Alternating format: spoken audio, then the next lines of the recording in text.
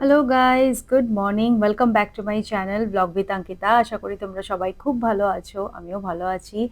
সকলকে জানাই শুভ গণেশ চতুর্থীর শুভকামনা।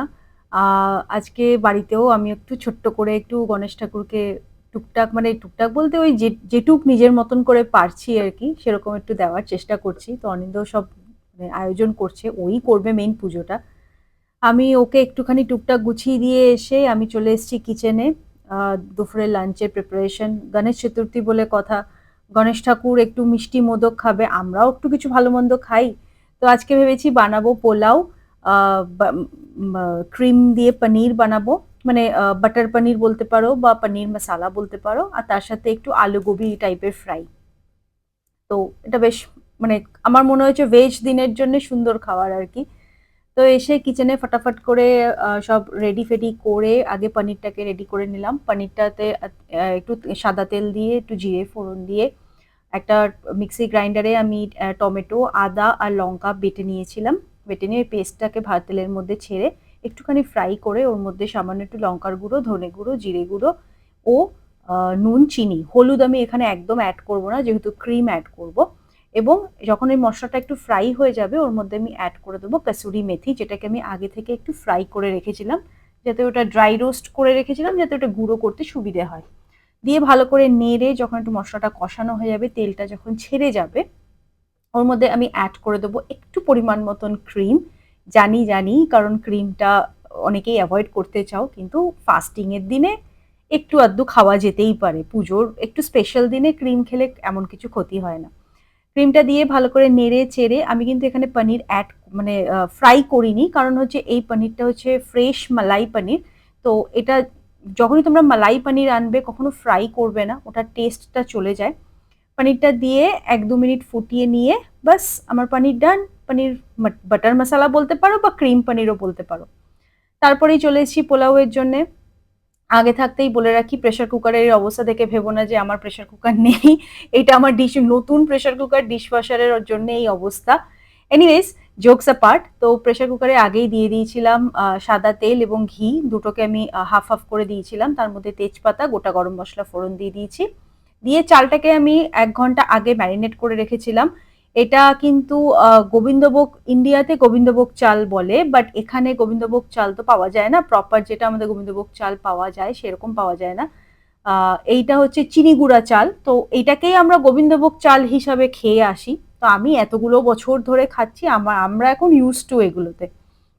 তো চালটাকে আমি ম্যারিনেট করে রেখেছিলাম নুন, হলুদ, আদা, কাঁচা লঙ্কা, সামান্য একটু মিষ্টি দিয়ে ভালো করে ম্যারিনেট করে ওটাকে পরিমাণ মতন জলটা দেবে, 1:2 রেশিওতে জলটা দেবে।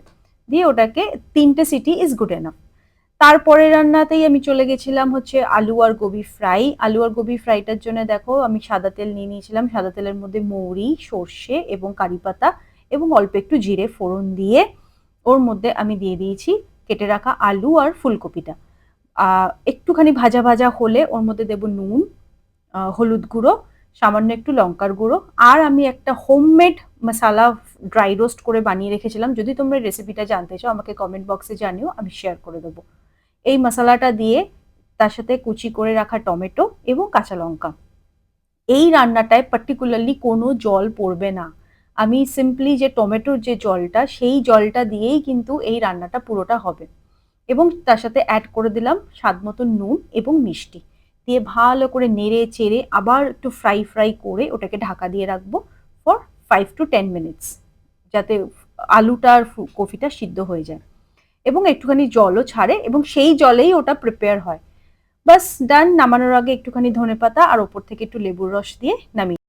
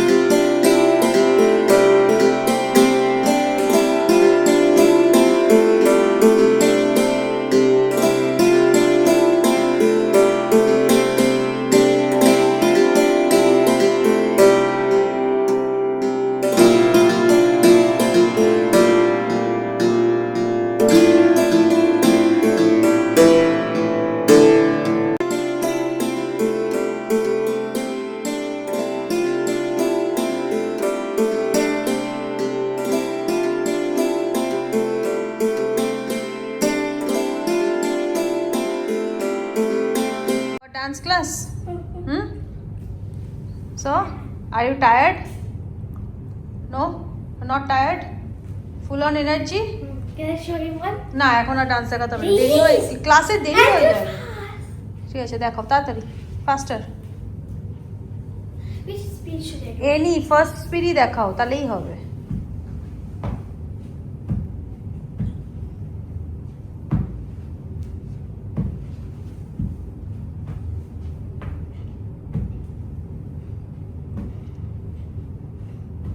Very good. দাম এটা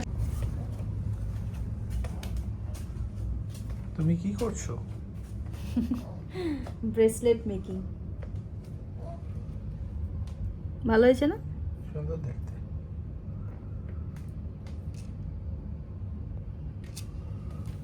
এটা হচ্ছে এরকম ভাবে হাতে পরার। আমার না, যদিও বা এটা রিসার জন্য, আমি এটা পরে রাস্তায় বেরোবো না, তো রিসার জন্য এরকম দুখানা আছে। তো এরকম দুখানা ব্রেসলেট, এগুলোকে ছোট ছোট স্টোনসের মতন বসাতে হবে আর কি, ফিট করা। Nice one. আমারও বেশ ইন্টারেস্টিং লেগেছে আর কি, মানে সুন্দর, টাইমও পাস হয় প্লাস সামথিং ক্রিয়েটিভিটি। কারেক্ট। খারাপ না কিন্তু না জিনিসটা, খুব সুন্দর। ইভেন তো ও নিজেও এঙ্গেজ থাকতে পারে, বাট ও এখন ডিনার করছে, তাই আমি বললাম ঠিক আছে যা ডিনার কর, আমি কিছুটা হেল্প করে দিচ্ছি ওকে।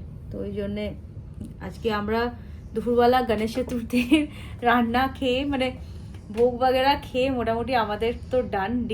ডিনার মানে লাঞ্চটা ডিনার মতন হয়ে গেছে। তুমি কিছু খাবে? অনিন্দকে জিজ্ঞেস করলে অনিন্দ বলছে আমি আর কিচ্ছু খাবো না, মানে আর ঢুকছে না ভিতরে আর কি। তো ওই জন্য আমাদের তো ডিনার নেই, ওড়িশাকে দিয়েছি ডিনার, তো ও এখন ডিনার করছে। চলো আমি এই ব্রেসলেটটাকে আজকে ফিনিশ করব। তোমাদের যদি এই ব্লগটা ভালো লেগে থাকে, গণেশ চতুর্থী স্পেশাল ব্লগ, তো please do like, share and subscribe. দেখা হচ্ছে নতুন একটা ব্লগে। Tata, by.